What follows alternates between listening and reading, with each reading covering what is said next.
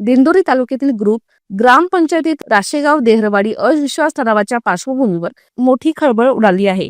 अविश्वास ठराव मंजूर अथवा फेटाळण्यासाठी 50,000 रुपयांची लाच मागितल्याचा गंभीर आरोप समोर आला असून या प्रकरणी नाशिक लाचलुचपत प्रतिबंधक विभागाने सरपंच मंदा विठ्ठल बेनकुळे आणि त्यांचे पती विठ्ठल बेनकुळे यांना ताब्यात घेतले आहे. तक्रारदार उपसरपंच सुधाकर यशवंत वारुळे यांनी एबीसी कडे दिलेल्या तक्रारीनुसार ग्रामपंचायतीतील काही सदस्यांकडून अविश्वास ठराव दाखल करण्यात आला आहे.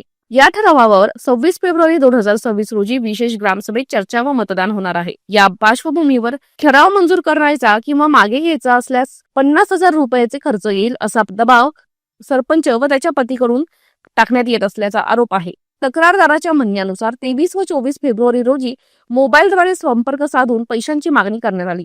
तसेच भेट घेण्यासाठीही बोलवण्यात आल्याचे त्यांनी तक्रारीत नमूद केले आहे. मी यापूर्वी कोणालाही 1 रुपया न देता उपसरपंच म्हणून निवडून आलो आहे. पद टिकवण्यासाठी किंवा ठरावासाठी लाच देण्याचा प्रश्नच येत नाही.